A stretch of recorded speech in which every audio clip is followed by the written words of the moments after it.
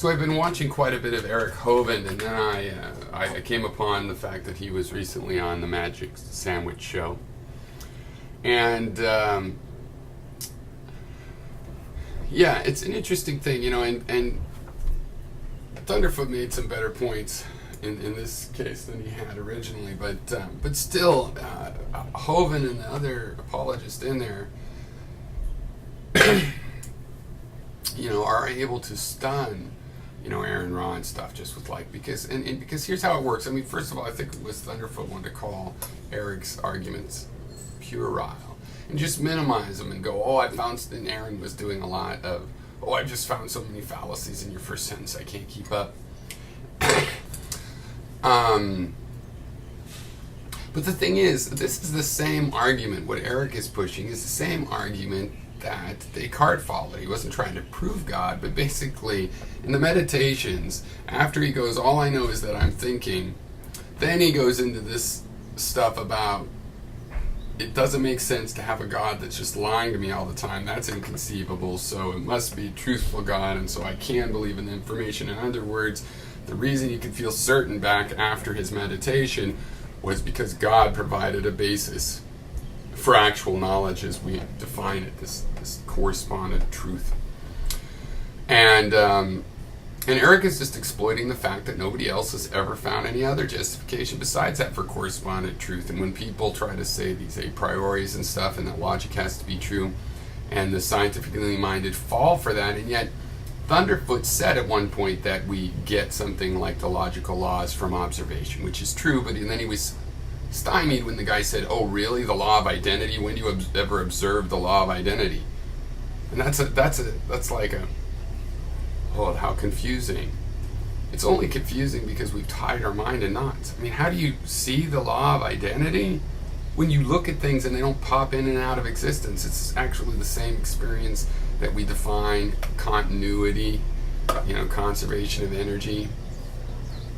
We have that experience all the time, and as we look, people have wondered if there was conservation of energy, and looked and seen, and it just seems like there is.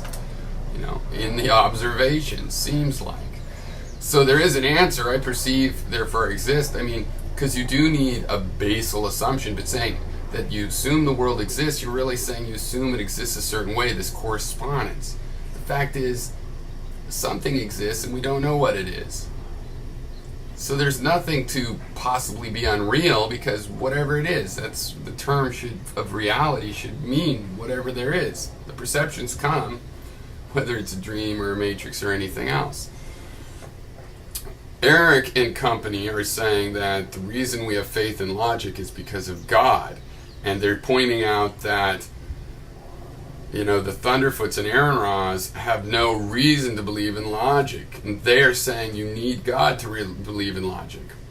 Now, Thunderfoot can all day long say, no, we know it's all conditional. But he acts very certain. When you're calling people idiots for not believing in certain dating schemes, for example, right now, then you can't really say you're an idiot for believing something that is way less certain than the idea that things exist in the first place.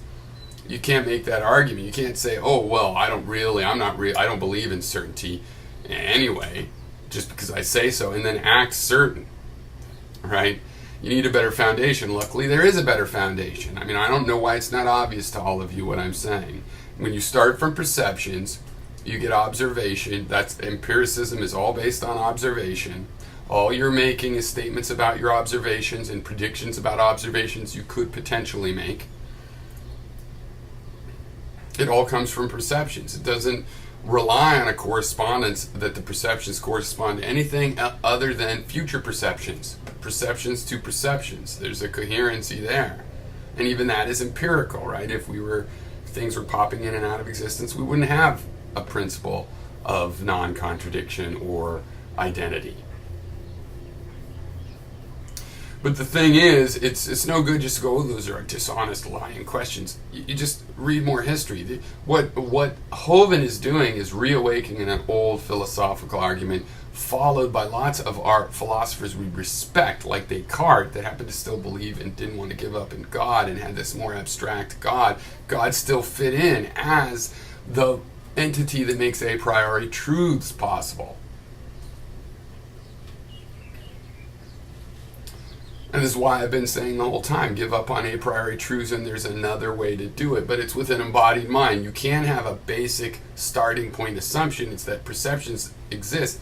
The problem has been in Western thought, we wanted to have something that isn't based on the body and something that is therefore simple, an abstract atom.